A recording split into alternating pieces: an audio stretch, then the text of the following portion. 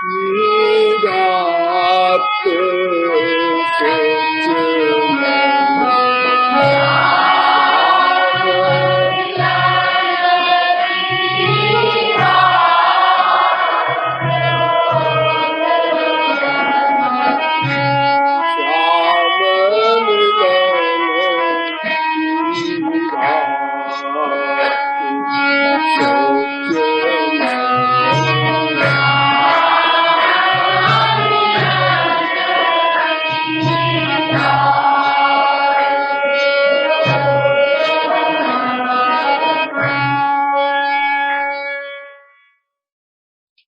पद की व्याख्या में पिछले कई दिनों में आप लोगों को यह बताया गया, श्याम मिलन की बात सोचने में जो बाधक तत्व है वो ये है कि हमने मानव देह का महत्व नहीं समझा, और यदि महत्व कुछ समझा भी तो उसकी क्षणभंगुरता पर गंभीरता पूर्वक विचार नहीं किया। अतएव श्याम मिलन की बात बहुत कम सोचा या नहीं सोचा। ये भी बताया गया कि मिलन मन प्लस इंद्रियों का हुआ करता है, और जो केवल इंद्रिय का मिलन होता है उसे मिलन नहीं कहते, उसे अभिनय कहते हैं। यह भी बताया गया कि माइक जगत में 3 प्रकार का मिलन होता है।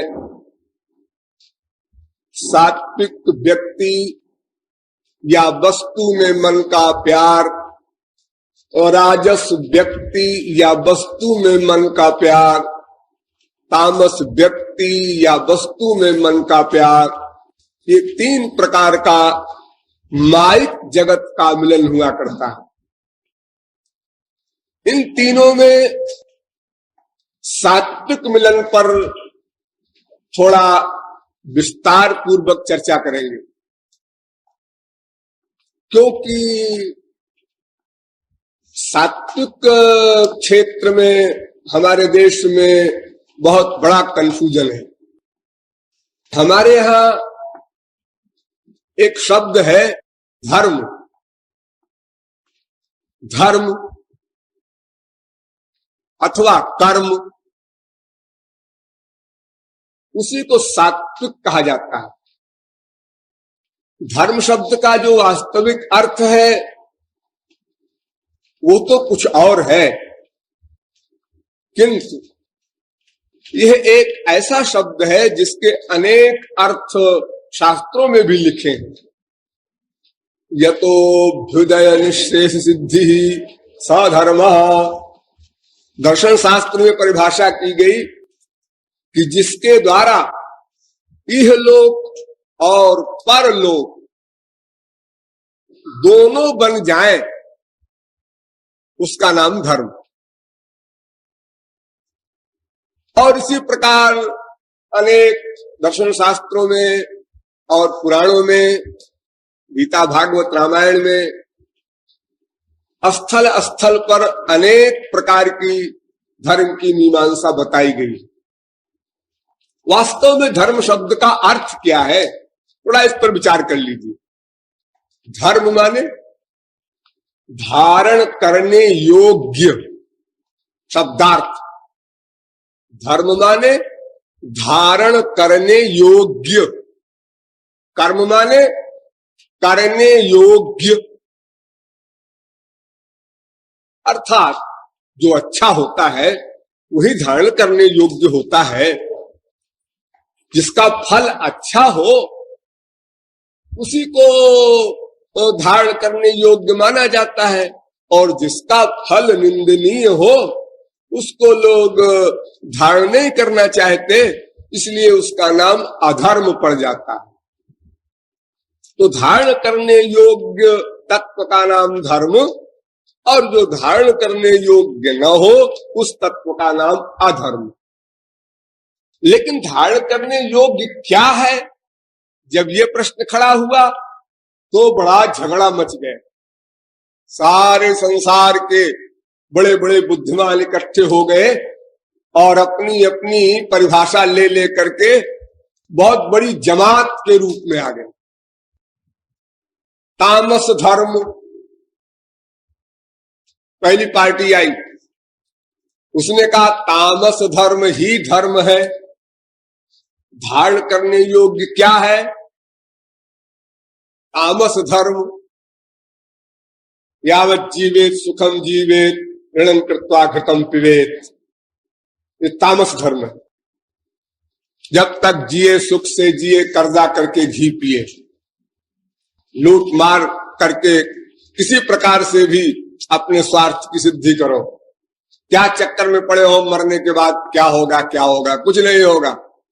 शरीर समाप्त, मैं समाप्त और सारी फिलॉसफी समाप्त। ये चारवाक सिद्धांत है। यद्यपि हम लोग इस सिद्धांत को सुनकर एक दूसरे के सामने हंसेंगे देखो कैसा बेवकूफ था चारवाक, लेकिन है सब इसी के गुलाम। अकेले में जब कमरा बंद करके आप लोग सोचेंगे तो अपने आप को भी इसी क्लास में पाएंगे। एक दूसरे से बात करेंगे तब तो इसकी बुराई जरूर करेंगे, लेकिन अकेले में बड़े बड़े साधक कहलाने वाले भी कभी कभी चारवाक सिद्धांत के अनुयायी हो जाते हैं। तो भगवान देख रहा है, गुरु जी देख रहे हैं। अरे कौन देख रहा है जी, मन में आए सो करो। आ गए आप यहाँ पर? हाँ आ गए।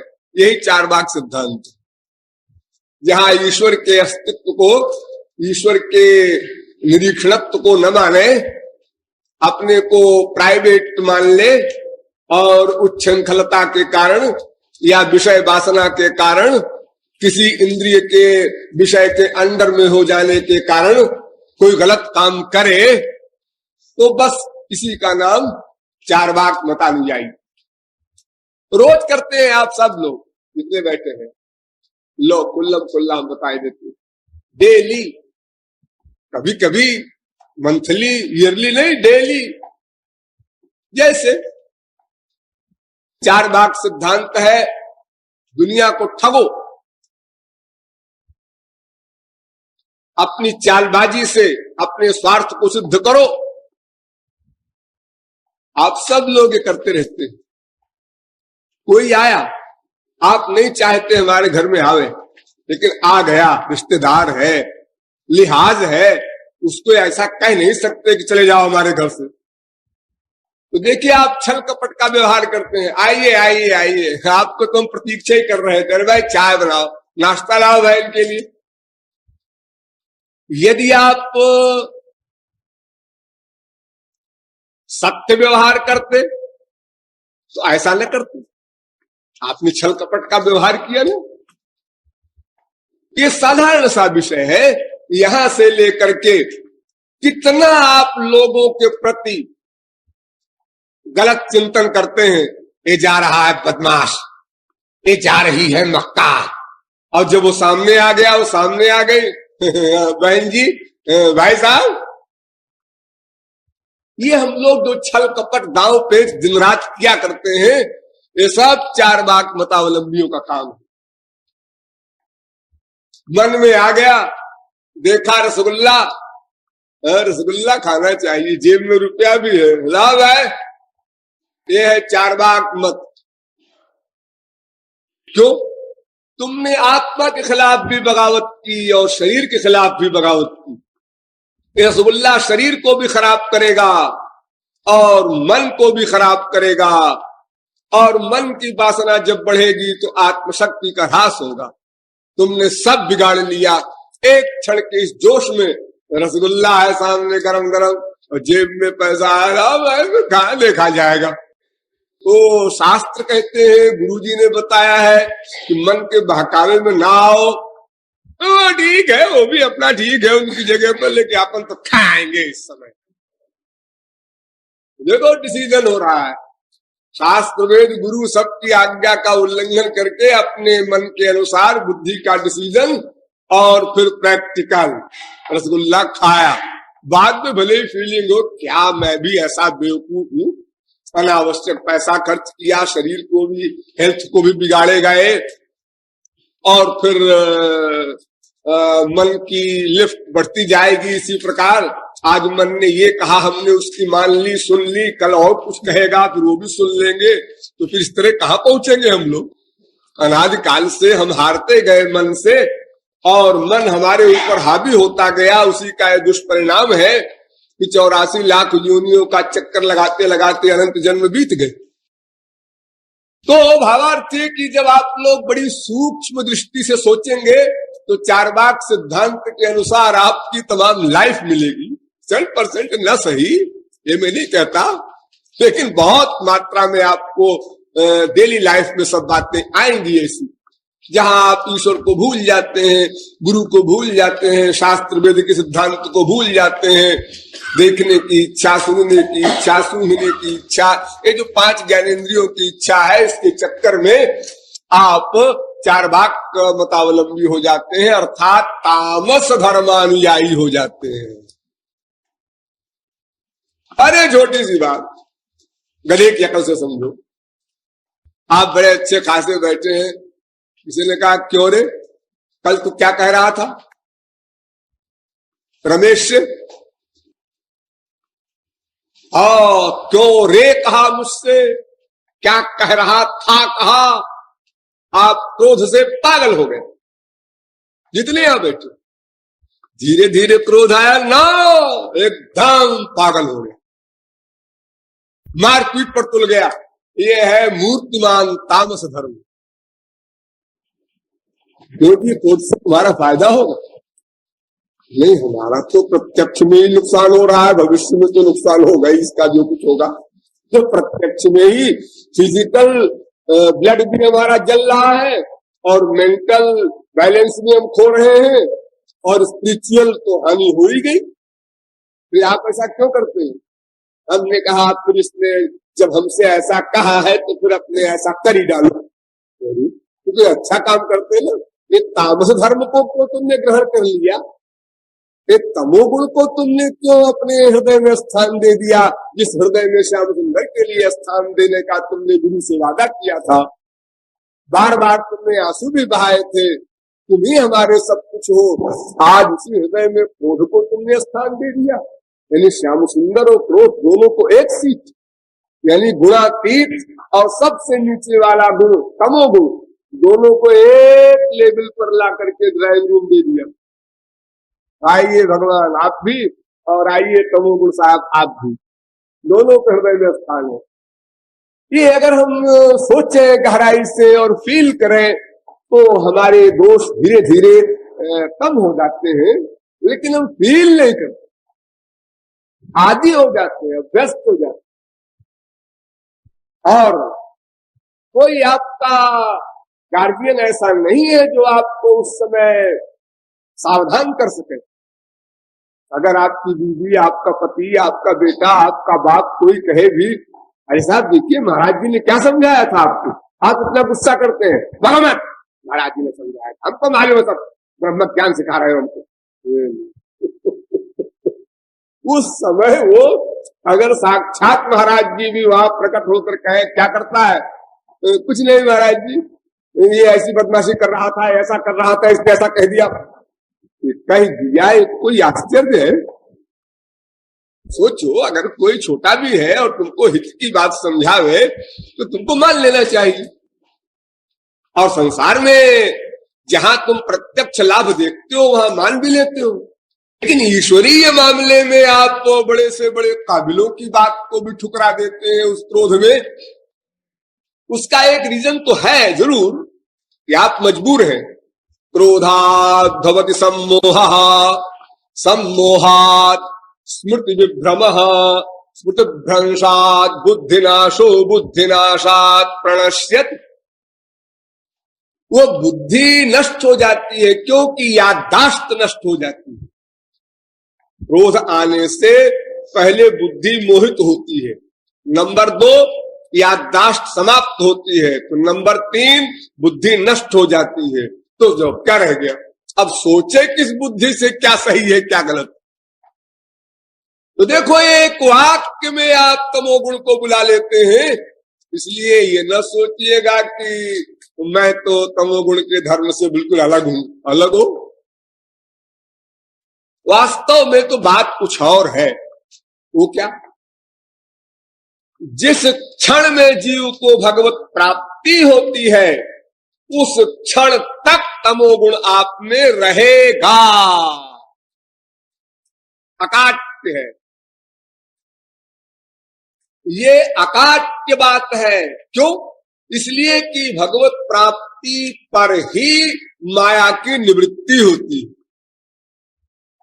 और माया के ये 3 गुण हैं, अजामे काम लोहित शुक्ल कृष्णाम बहवी प्रजा सजमानाम स्वरूपा अजो हे को दुषमाणो नुषेते जहाते नाम भुक्त भोगाम अजोन्य।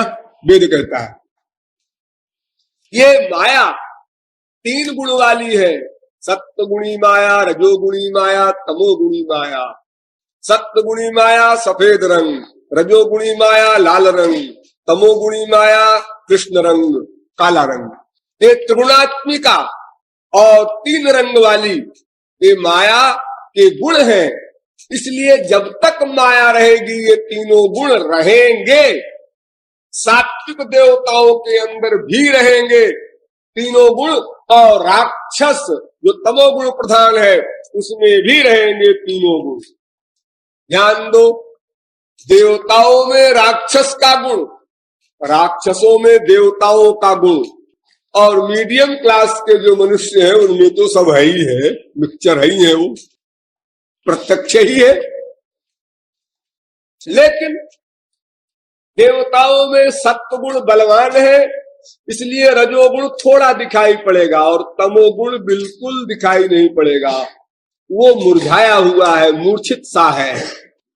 लेकिन ध्यान दो, जब सत्वगुण आपको बाप का बलवान हो जाए और आप स्वर्ग चले जाएं मरने के बाद, और वहां 1000-2000 वर्ष रहे, और फिर जब क्षीणे पुण्य मर्तलोकम विशंति, जब आप वहां से फिर मृत्युलोक की ओर आते हैं तो फिर यहाँ कूकर शूकर कीट पतंगादि योनियों में पटक दिए जाते हैं, क्योंकि आपका पुण्य जो कुछ था वो भोग लिया आपने, इसलिए वो समाप्त हो गया। जैसे आपने बैंक में 10,000 रुपया जमा कर दिया, 1000 रुपया महीना निकाल निकाल करके खूब रसगुल्ले खाए, 10 महीने में बैंक बैलेंस 0 हो गया। अब आप या तो भिक्षा मांगिए, या तो आप फाके कीजिए, या तो कोई काम धंधा कीजिए, अब मटर गश्ती बंद। तो ऐसे ही हम जो सात्विक कर्म करते हैं उसके परिणाम स्वरूप जो स्वर्गादिक लोक मिलते हैं, उन लोकों के भोगने के बाद फिर जब हम आते हैं लौट करके 84 लाख योनियों के इस चक्कर में, तो फिर हम तामसी योनियों में भी जाते हैं, राजसी योनियों में भी जाते हैं, जहां मूर्तिमान तमोगुण है, वही देव योनि में रहने वाला, और फिर यहां पहुंच गया। इसलिए ये मत समझना कि हमारे अंदर ये गुण नहीं है या किसी मायाधीन के अंदर नहीं है, ये सबके अंदर रहेगा। जब माया जाएगी तो तीनों गुण चले जाएंगे। और वैसे तो हर समय आप में हर गुण नहीं रहता, एक समय में एक ही गुण रहता है बलवान, जिसको लोग देखते हैं। आप हंस रहे हैं, शांत बैठे, किसी ने आके देखा, 1 घंटे बाद फिर देखा, दूसरे दिन फिर आया देखा, और शांत बैठे रहे, बहुत सात्विक प्रकृति का आदमी है। हम तो साहब 10 बार उसके यहाँ गए, कोई प्रपंच बवाल क्रोध कोई ऐसा कुछ हमने कुछ नहीं देखा, वो शांत सात्विक व्यक्ति। जब आप लोग जाते हैं किसी के यहाँ मेहमान बनकर तो कैसा व्यवहार करते हैं, सोचिए, कैसे शांत, जी मैं हेल्प कर दूं, जी नहीं मैं तो अभी खा के आया हूं। जितना नाटक आप करते हैं, कोई लड़की पड़ोस की आती है आपके घर में, माता जी मैं सी दूं आपका ब्लाउज, स्वेटर मैं बिंदु, अब माता जी विभोर हो गई, कितनी अच्छी लड़की है, एक मेरी बेटी है कि कहने पर नहीं बिनती, 10 दिन से चिल्ला रही हूँ स्वेटर बुन दे, बड़ी शान में आती है, सुनती ही नहीं। अरे पड़ोसी की लड़की कितनी अच्छी है, देखो बिना हमारे कहे कह रही है कि मैं स्वेटर बुन दूं। तो मैंने फिर एटिकेट में कहा, अरे बिटिया तुझको कहाँ समय है, वो स्वेटर तो मेरी बिटिया भी बिनती है, बिन देगी। तो मम्मी तू क्या मुझको बेटी नहीं मानती, मैं तो तुझको मम्मी मानती हूँ। उसने फिर एक्टिंग किया और माँ फिर चक्कर में आ गई और उसको स्वेटर बुनने को दे दिया। उसने 4 दिन में बुनकर दे दिया और अपनी बेटी के प्रति इसकी दुर्भावना हो गई। देख तुझसे हमने कहा, 10 दिन से सुना नहीं, और देखो कितनी अच्छी बिटिया है पड़ोस वाली।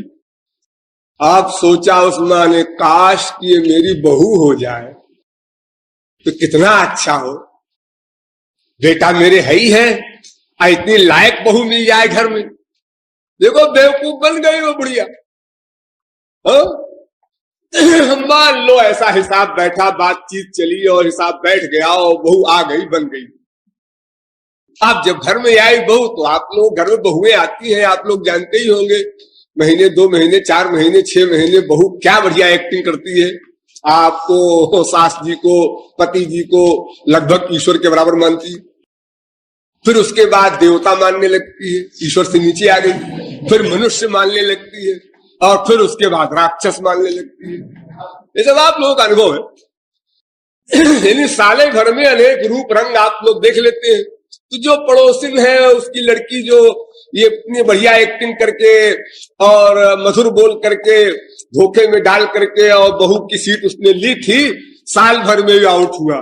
तब माँ कहती, अरे राम राम राम, ये कहां से कंकाली चंडी और चुड़ैल हमारे भाग्य में लिखी थी, हम तो उस स्वेटर बुनने के चक्कर में आ गए।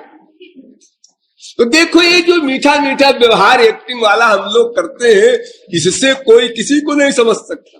अब देखो यहाँ पर सब लोग आए हो और एक दूसरे से किसी का कोई सांसारिक व्यवहार नहीं, कुछ नहीं, साधना में लगे हो, परिचय भी कोई किसी का कर ले, आप जबलपुर से आए हैं, आप नागपुर से आए हैं, आप बम्बई से आए हैं, हाँ बड़ा अच्छा आदमी है, तो क्या बार बार देख रहे हैं ना, उसको अच्छा ही दिख रहा है हमेशा। अब वो उसका गंदा वाला रूप तो आपने देखा नहीं अभी। अगर उसके साथ आप 10-20 दिन रहे और वो तामस वाला, राजस वाला, मक्कारी वाला और 420 वाला रूप जब देखेंगे, अरे तो वहां कीर्तन करते हुए आंसू बहा रहा था, हम समझ रहे थे बड़ा अच्छा है, तो बदमाश आदमी है। अरे वो बदमाशी अच्छाई की कोई बात नहीं है, तो बात तो है 3 गुण की।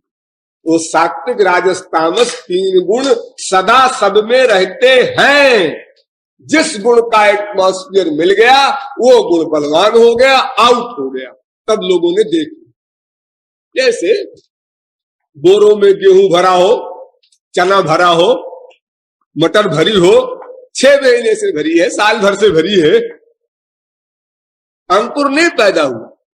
अब कोई भोला भाला व्यक्ति सोच सकता है ये इसका अंकुर नहीं हो सकता, इसमें पेड़ नहीं बन सकता। जो साल भर में अंकुर नहीं पैदा हुआ है, तो 4 महीना में तो अंकुर और उसके फिर पत्ते और डाल और फूल और फल सब हो जाता है।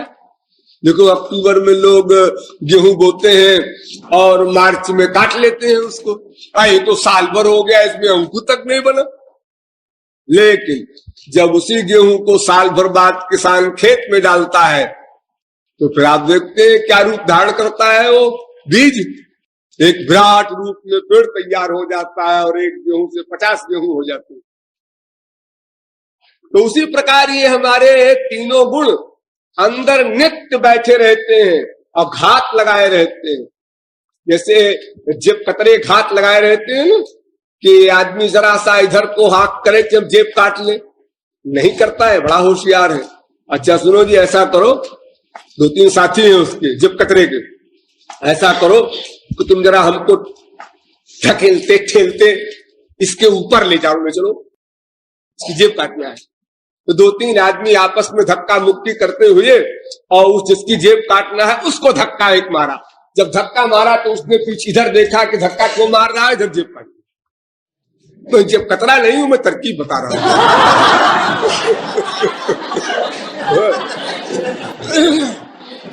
तो देखो जब कतरा जिस प्रकार तरकीब अपनी लगाने के लिए होशियार रहता है, ऐसे ही ये तीन गुण सात्विक राजस तामस भी अंदर बैठे बैठे घात लगाए रहते हैं कि जहां हमारा एटमॉस्फेयर मिले, क्रोध का एटमॉस्फेयर मिले तो क्रोध आ गया, और जहां लोभ का एटमॉस्फेयर मिले लोभ आ गया, जहां ईर्ष्या का एटमॉस्फेयर मिला ईर्ष्या आ गई।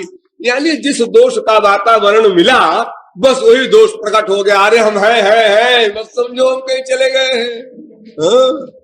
तुम तो साहब 4 दिन से नहीं दिखाई पड़े।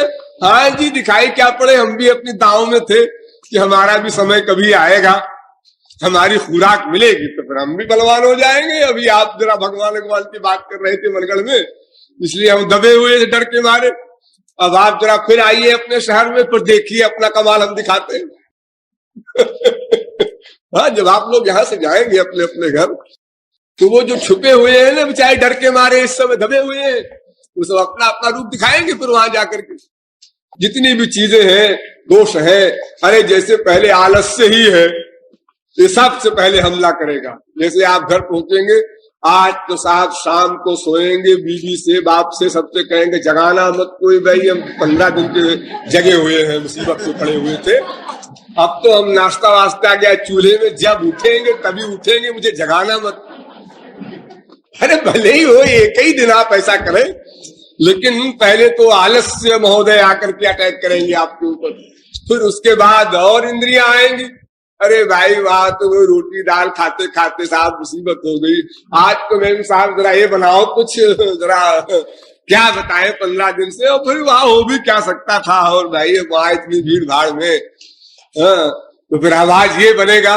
और फिर भाई देखो ऐसा है कि अब जरा ऐसा होगा हर एक इंद्रिय के विषय के लिए, फिर आपको वो जो दोष छुपे हुए हैं अंदर आपके, वो सब फिर आप भूल जाएंगे। अब महाराज जी ने समझाया था तुमको हमेशा होशियार रहना, अरे तो जरा एक आध बार कर लेते हैं फिर होशियार हो जाएंगे, ऐसी कोई बात नहीं।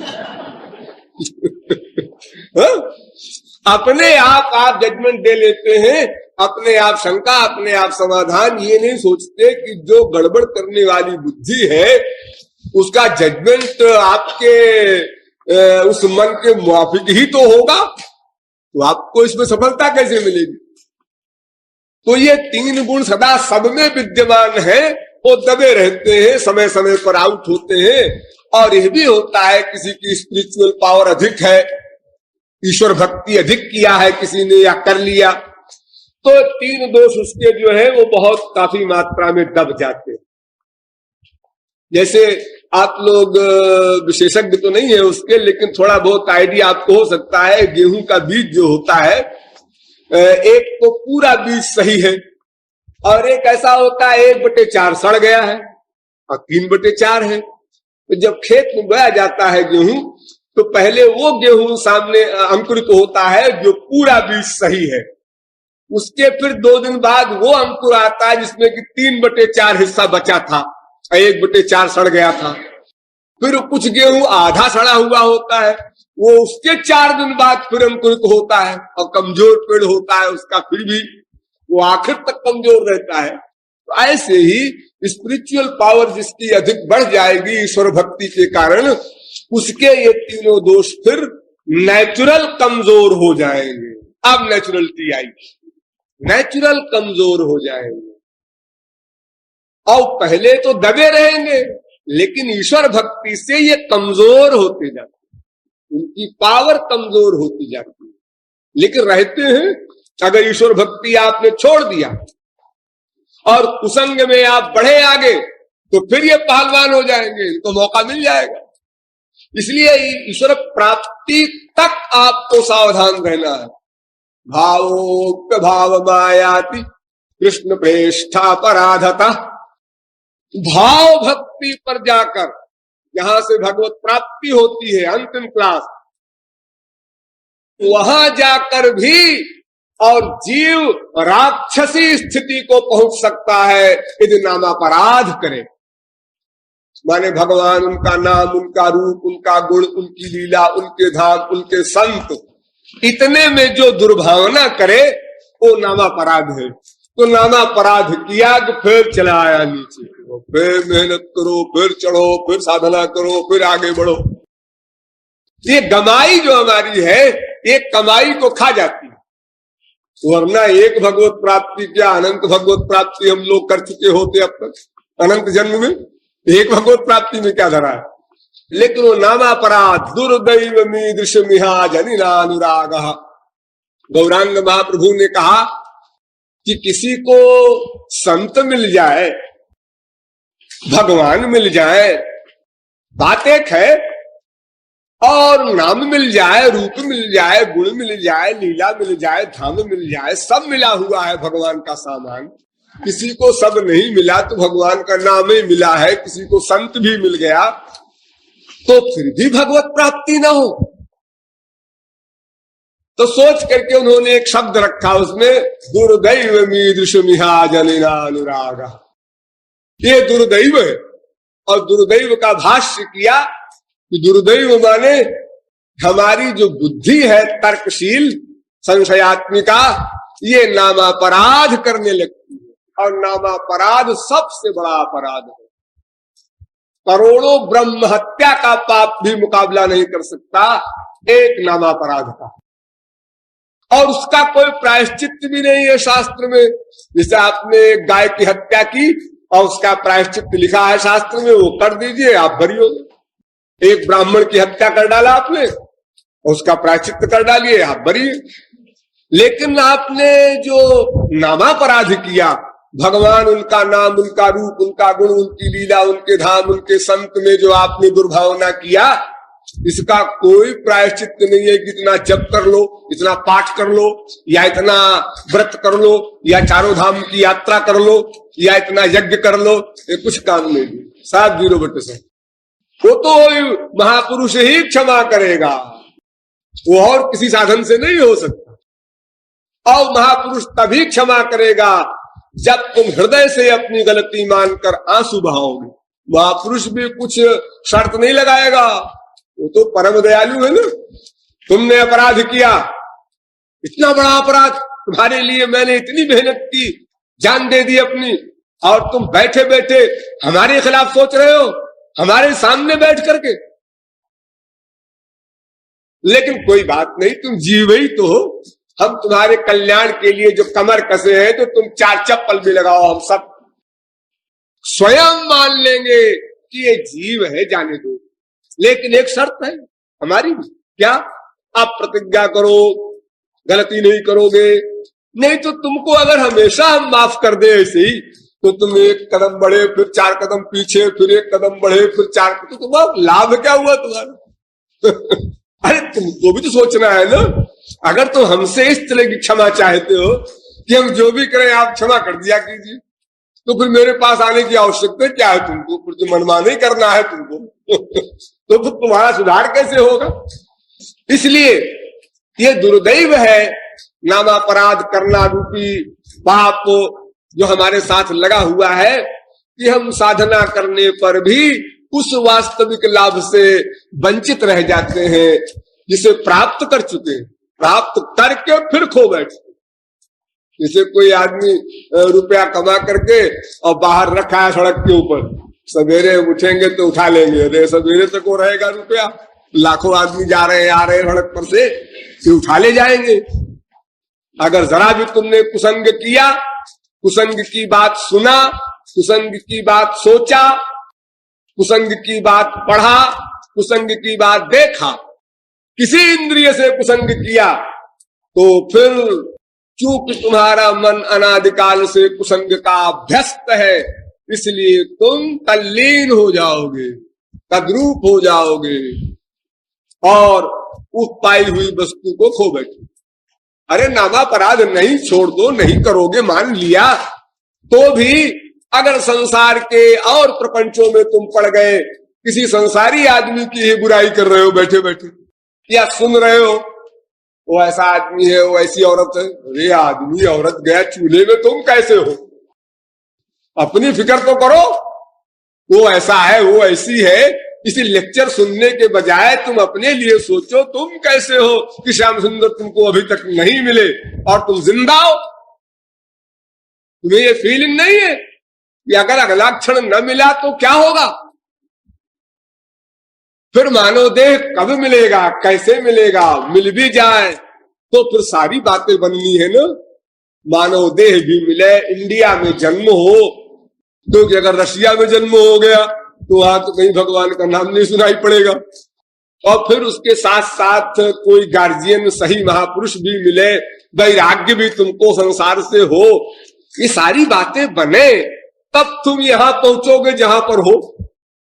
और जो इतनी दूर पहुंच के तुमने सब गड़बड़ कर दिया तो फिर आप कब और कैसे आशा करते हो कि हम अपना कल्याण कर सकेंगे किसी भी जन्म में।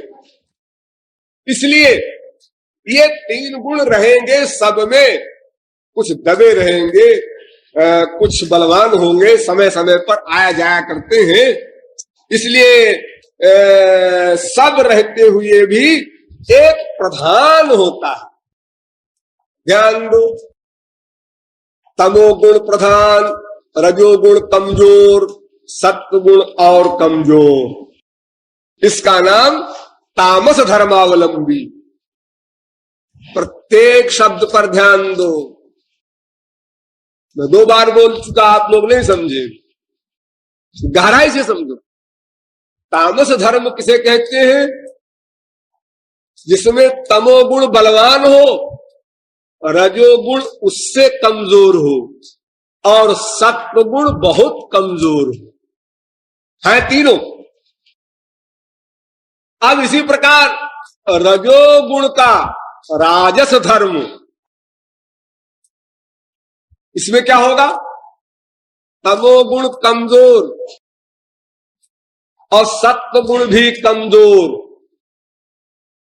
तमोगुण कमजोर, सत्वगुण उससे भी कमजोर और रजोगुण बलवान हावी। ये राजस धर्म हुआ।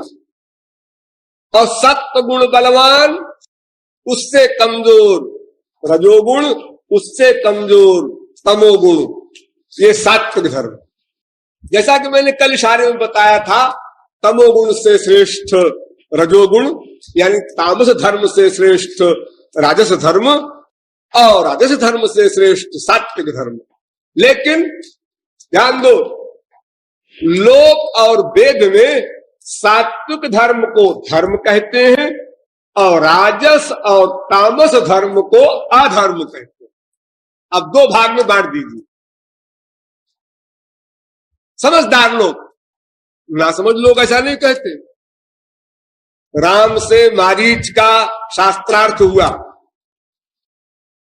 तो राम ने कहा, क्यों रे, तू यज्ञादिक को नष्ट करता है, धर्म को नाश करता है, तुझे फिक्र नहीं मरने के बाद क्या होगा, क्या परिणाम होगा इसका?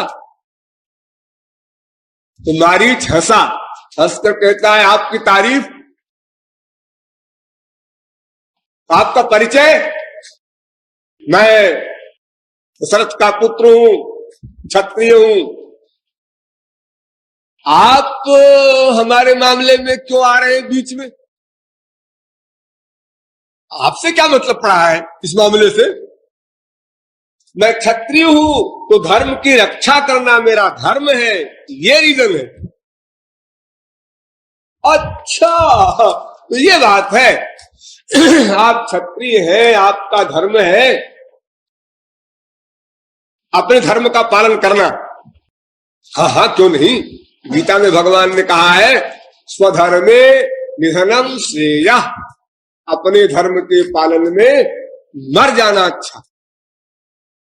एक तो क्यों राम, एक प्रश्न का उत्तर दोगे?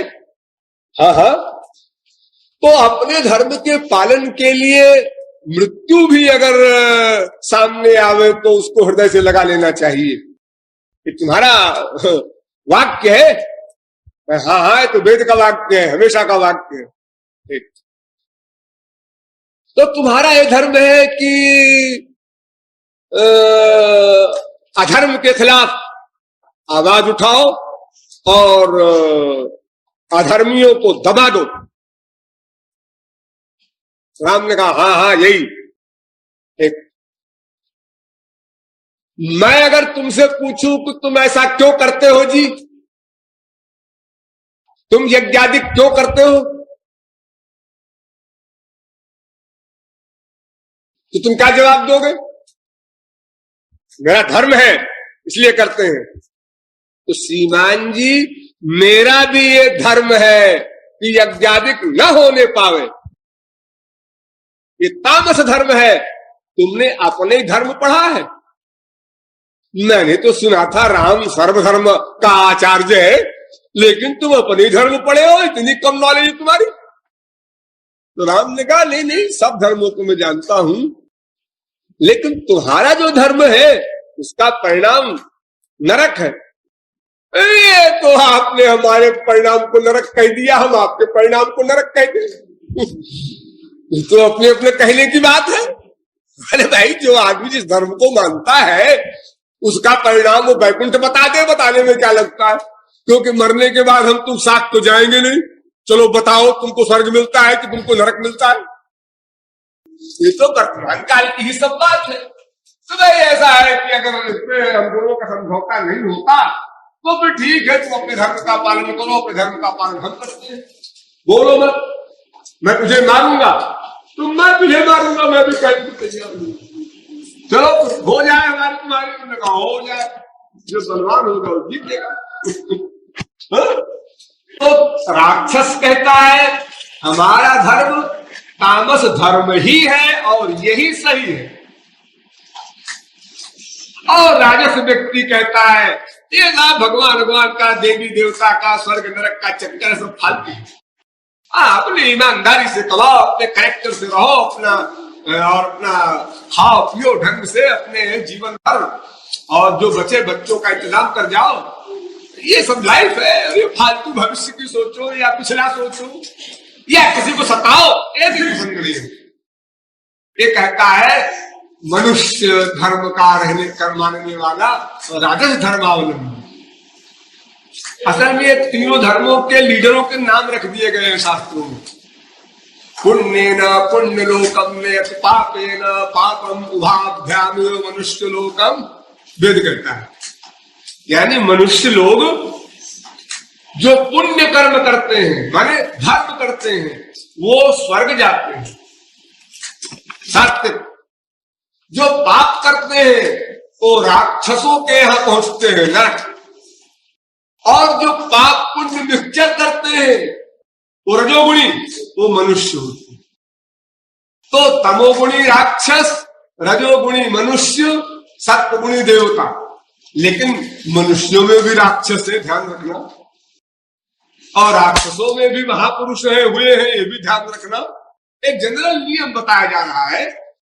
तो इस प्रकार जो राजस धर्म का मानने वाला है वो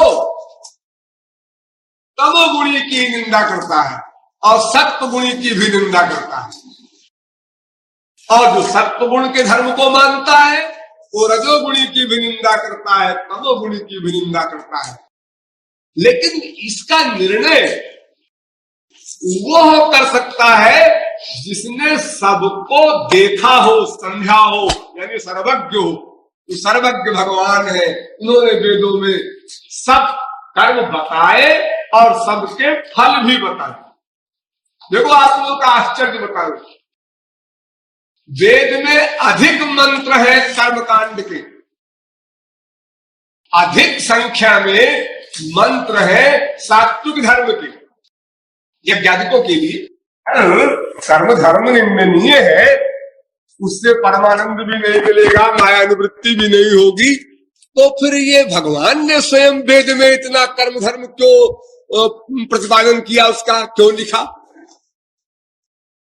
तो भगवान कहते हैं भाई देखो जरा पूरी बात सुनो, मैंने जो कर्म धर्म बताया है उसमें दो बात है, दोनों पर ध्यान देना। एक बात तो ये कि यदि कर्म धर्म का पालन विधिवत हो, बहुत ध्यान से समझना, अनंत काल तक काम देगा यह सिद्धांत। कर्म धर्म का पालन यदि विधिवत हो तो उसका फल स्वर्ग है, अगर विधिवत न हो तो कर्म धर्म का परिणाम नरक। और विधि किसे कहते हैं?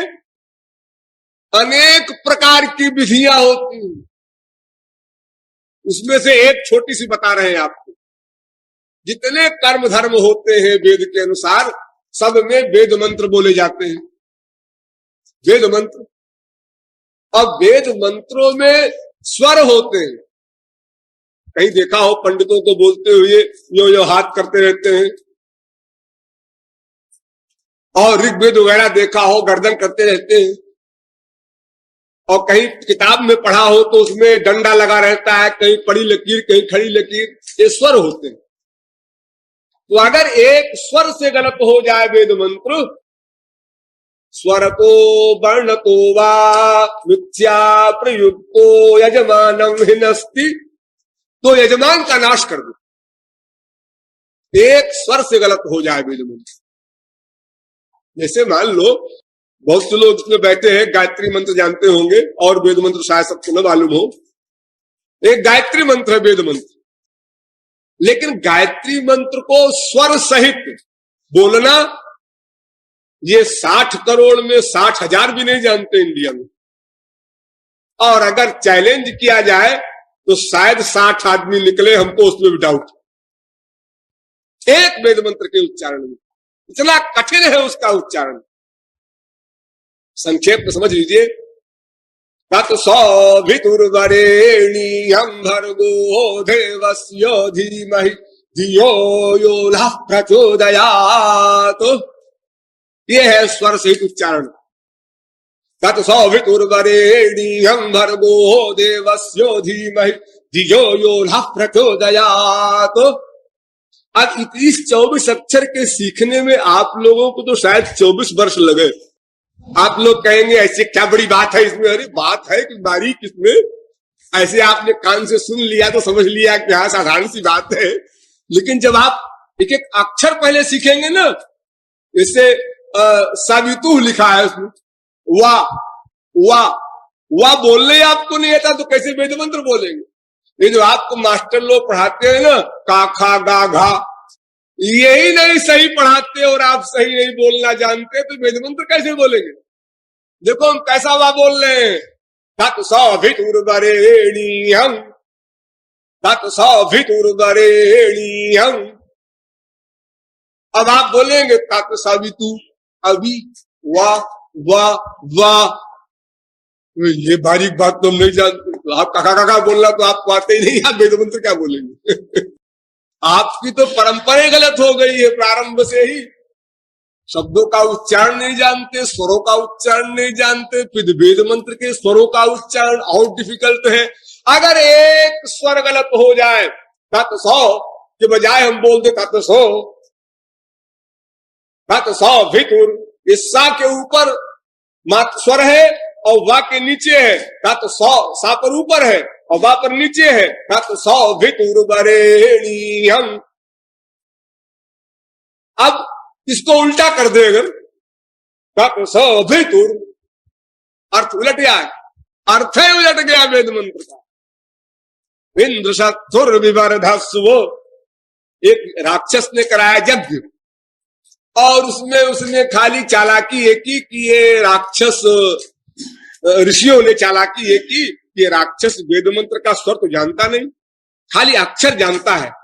इंद्र शत्रुर विवर्धस्व, इसमें परिवर्तन करोगे तो पकड़ लेगा, मार डालेगा सारे ऋषियों को। तो मनमाना मंत्र बोल रहे हो, लेकिन स्वर बदल दो तो ये नहीं जानेगा, और वेद मंत्र के स्वर के अनुसार ही फल देता है। तो उन्होंने आद्युदात्त और अंत्योदात्त का अंतर कर दिया। इंद्र इंद्र इंद्र इंद्र, अब मैं 3 प्रकार से बोल रहा हूं और सुन रहे हैं आप लोग एक प्रकार से। ईश्वर का कमाल है। तो जो आद्युदात्त को अंत्योदात्त कर दिया, तो उसका अर्थ ही, मंत्र का अर्थ तो ये था कि इंद्र का शत्रु बढ़े, यानी राक्षस बढ़े, इंद्र का शत्रु बढ़े। ये शब्दार्थ है, इंद्र शत्रु विवर्धस्व। लेकिन जो स्वर बदल दिया, शब्द वही है, तो स्वर बदल देने से ये अर्थ हो गया कि इंद्र बढ़े, ये मतलब हो गया उसका। यज्ञ हुआ, पूरा हुआ, भगवान प्रकट हुए। और सुनो, और भगवान ने कहा जैसा तुमने मांगा है वैसा ही मिलेगा। वरदान भी हो गया, राक्षस विभोर। अब तो इंद्र को हम अपनी मुट्ठी में बांधेंगे, जेल में बंद करेंगे मक्कार को। स्वर्ग सम्राट बना हुआ है और हम स्वर्ग सम्राट बनेंगे। युद्ध हुआ, युद्ध में इंद्र ने मारा उस राक्षस को और बांधा। जब बांधने लगा पकड़ करके, तो उसने कहा, ओ भगवान त्रिलोकीनाथ, तूने वरदान दिया था, तू भी झूठा है, अपने एक बेटे का पक्षपात कर रहा है। मैं चैलेंज करके मर रहा हूं संसार को कि भगवान के यहां भी अन्याय होता है। देवता भी तेरे बेटे और राक्षस भी तेरे बेटे, एक बेटे के पक्षपात के लिए वचन दे करके मुकर रहा है। फिर भगवान को आना पड़ा। क्या कहता है रे नालायक बेटे, तेरे वेद मंत्र में यही तो था, इंद्र बढ़े। ये कैसे था? वेद मंत्र था इंद्र शत्रु विवर्धस्व। अरे मूर्ख, उसमें जो स्वर लगाया था ऋषि मुनियों ने, उससे मतलब बदल गया। ये तो ऋषि मुनियों की गलती थी। ऋषि मुनि तेरे ही तो पुरोहित है, ऐसे गलत पुरोहित क्यों लाया? यजमान, इसका दंड यजमान को भोगना पड़ेगा। ये मामूली पढ़े लिखे जो आजकल पंडित आप लोगों के शादी ब्याह कराते हैं, यज्ञ कराते हैं, अक्षर नहीं आता है, स्वर कौन कहे। और आप कहते साहब मुझे क्या मालूम, पंडित जी गलती है। ऐसे पंडित जी को तुम क्यों लाए? तुम भी दंड भोगोगे, बच नहीं सकते हो। गलत पंडित क्यों लाए? ₹1.25 के कारण ना, कि बड़ा पंडित बुलाएंगे तो 100 रुपया फीस लेगा, ये पंडित ₹100 लेता है, अपने काम करने से मतलब है। तुम अपने पैसे की लालच में करवा रहे हो तो ठीक है, वैसे पंडित मिलेगा। जैसी फीस होगी उसी प्रकार से संसार के सामान मिलते हैं ना। ₹11 की धोती भी मिलती है आजकल और 1100 की भी मिलती है। जैसा आप पैसा देंगे वैसा माल पाएंगे। लेकिन इससे आप बरी नहीं हो सकते। जो पंडित की गलती है, ये आपकी जिम्मेदारी है कि छानबीन करके आपने दान किया किसी को और उस पैसे का उसने गलत उपयोग किया, उस पैसे से उसने कोई अनाचार, दुराचार, भ्रष्टाचार, पापाचार किया, आप कहेंगे हमने तो अच्छी भावना से दिया, कुछ नहीं दंड मिलेगा आपको। आपने क्यों नहीं समझ बूझ कर सात्विक पात्र में या गुणातीत पात्र में दान किया?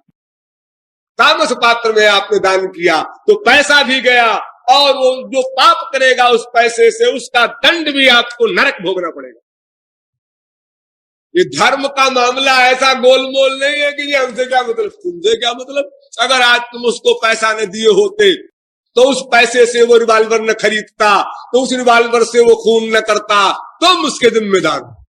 तो मुझे तो मालूम नहीं, हमने तो रिवाल्वर को पैसा दिया नहीं, मैंने तो उसको दिया था, इसके कपड़ा नहीं है, खाना नहीं है, गरीबी के कारण दिया। लेकिन तुमने उसके नेचर को, उसके स्वभाव को, उसकी बुद्धि को क्यों नहीं रीड किया? मुझे तो बड़ा मुश्किल है, तो मुश्किल है तो मत दान करो। गलत दान करोगे दंड मिलेगा, तो कोई रियायत। तो जो विधिवत हो धर्म कर्म तो स्वर्ग मिलता है, और विधिहीन हुआ तो नरक। तो पहले तो इस कलयुग में विधिवत होना ही असंभव है। मैं तो चैलेंज करता हूं, असंभव। षड्भी संपद्यते धर्मस्तेति दुर्लभतरा कलौ। 6 उपकरण होते हैं धर्म के, 6 में एक भी सही नहीं होता है, तो 6 सही होए कैसे माना जाए? जैसे आप यज्ञ करने चले, हवन करने, पैसा चाहिए, क्या किया जाए? चंदा कर लो। ये ईश्वर भक्ति का मार्ग नहीं है, ये सत्संग भवन की बिल्डिंग नहीं है, फिर ये देवताओं का यज्ञ है। फिर पैसा सही कमाई का होना चाहिए, वरना नरक मिलेगा यज्ञ कराने वाले को। सही कमाई का, हाँ, ब्राह्मण अपना 6 कर्म करे, पढ़ना पढ़ाना 2, यज्ञ करना यज्ञ कराना 4, दान लेना दान देना 6, अवेदोपदेश। यही कर्म जो ब्राह्मण करता हो और न्याय पूर्वक अपने रोटी खाने के बाद जो उसका शुद्ध पैसा बचा हो, उसी का यज्ञ में इस्तेमाल होना चाहिए। लोग पहले ही पॉइंट कट गए। ये दान देने वाले तो सब ब्लैक मनी वाले हैं वही दान देते हैं क्योंकि वो जानते हैं भाई बड़ा मक्कारी का कमा रहे हैं, भगवान के यहां भी जाना है तो देते चलो भाई, कुछ घूस भी देते चलो स्पिरिचुअल गवर्नमेंट को। एक घूस है, मंदिर बनवा दिया एक, धर्मशाला बनवा दिया एक, ताकि भगवान जरा हमारे ऊपर ध्यान रखे। जैसे किसी ऑफिसर को हम कुछ खिला पिला देते हैं, शराब पिला दिया, मांस मुर्गा खिला दिया, तो जरा वो ख्याल लगता है कोई बात खतरे की आती है तो। ऐसे ही हम समझते हैं भगवान को यानी हम मूर्ख है तो समझते हैं भगवान भी ऐसे ही मूर्ख होगा, अपने हिसाब सोचते हैं हम लोग। तो ये यज्ञ में जो पैसा आया वही बंटा ढार हो गया। जब फिर अब यज्ञ कराने वाले पंडित लोग उन पर आ जाइए, तब तो सब के सब 0/100 सिद्ध होंगे। क्योंकि जो पंडित का लक्षण है यज्ञ कराने वाले का वेद में जिस कितना वर्णन है, उसका 1/100 भी नहीं होगा किसी पंडित। फिर वो पंडित भी उस वेद मंत्र का स्वस्वर उच्चारण और सारी बातें उसकी युक्त हो। फिर वो सामान भी जो आया है यज्ञ से वो भी शुद्ध हो। फिर वो देश भी हो, काल भी हो, पात्र भी हो, ये अनेक प्रकार के सब नियम 100% सही हो। जैसे एक मशीन को चलाने के लिए सारे पुर्जे ठीक ठीक जगह पर लगे हो, एक पुर्जा भी गड़बड़ हुआ तो मशीन फेल। एक तार केवल गड़बड़ हो जाए तो 10 करोड़ की मशीन भी 0/100 ऐसे ही धर्म का विषय है। इसलिए यदि विधिहीन हुआ तो नरक। अगर आप कहें मान लो कभी कहीं कोई धर्म का पालन कर ही ले 3 अरब में कोई एक आदमी, तो क्या मिलेगा? तो मिलेगा स्वर्ग। वहां क्या होता है जी? स्वर्ग में क्या होता है? स्वर्ग में समझ लो ऐसा होता है जैसे कोई आदमी 10,000, 20,000, 1,00,000 रुपया कहीं से उसको मिल जाए, या अपनी कमाई का हो, जो भी हो, और वो मिल गया तो उसने कहा जरा इसको तो तफरी में बिताना है, चलो बॉम्बे ताजमहल ठहरो, अब चलो इंग्लैंड लंदन घूमो, अब चलो अमेरिका। अब उस 1,00,000 खर्च करना है उसको, तो वो मनमाने ढंग से उस रुपए को विषयों के सेवन में खर्च कर देता है। बस इसी का नाम स्वर्ग समझ लो। वहां के ऐशो आराम के सामान ऊंचे स्तर के हैं और उसका तरीका भी और ढंग का। जैसे आप यहाँ बहुत पैसे वाले होते हैं तो क्या कहते हैं, रसगुल्ला ऑर्डर। तो बड़ा आदमी है, भागे नौकर चाकर चारों, सरकार लीजिए रसगुल्ला खाइए। तो स्वर्ग में क्या होता है? स्वर्ग में आपने सोचा रसगुल्ला आ गया, न बाजार जाना है, न पैसा खर्च करना है, न खरीदना है, न अच्छे बुरे या मिलावट का सवाल है। वह सब बीमारी नहीं। आपने सोचा आ गया, जो सोचा मिल गया। लेकिन ग्रेड के अनुसार, जैसे रशिया में होटल बने हुए हैं, ए क्लास, बी क्लास, सी क्लास के लोगों के लिए अपना पास ले जाओ, उस क्लास का खाना मिल जाएगा। अब सी क्लास वाले को ए क्लास का खाना नहीं मिलेगा। तो ऐसे भुआ महाजना तपा सत्य ब्रह्म जो लोग स्वर्गाधिक हैं, तो जिस स्वर्गलोक में आप हैं उसी क्लास का सामान आपको मिलेगा, उसके ऊपर वाले क्लास का नहीं मिलेगा। लेकिन ये सब जो मिलेगा आपको विषय भोग का सामान, इसकी लिमिट है। एक को उस लोक के क्लास का ही सामान मिलेगा, एक ये लिमिट, और दूसरी लिमिट ये कि इतने दिन तक ही मिलेगा, इसके बाद नहीं मिलेगा। फिर आया मृत्युलोक में, और मृत्युलोक में आया तो बड़ी दुर्गति से आया। वहां तो देवलोक की इतनी ऊंची बात और यहां इतनी नीची बात कि कूकर शूकर कीट पतंगादि योनियों में आना पड़ा। हीन तरम्बा विशंति वेद कहता। तो ये सात्विक धर्म हुआ, जिसको मैंने दो प्रकार से आपको समझाया। एक तो विधि युक्त हो तो स्वर्ग मिलता है, और वो भी यदि मिला भी तो कुछ दिन के लिए और अपने क्लास के अनुसार ही मिलता है। उससे ऊंचे क्लास की वासना वहां भी बनी रहती है। जैसे हम संसार में देखते हैं ना, एक शानदार कोठी देखा तो अपनी कोठी को देखकर कहते हैं ऐसी कोठी होती है अपनी है तो अपने भी कोठी, लेकिन ये कोठी देखो जरा 50 लाख की है, अपनी 3 लाख की है। ये धक्का पहुंचता है अंदर।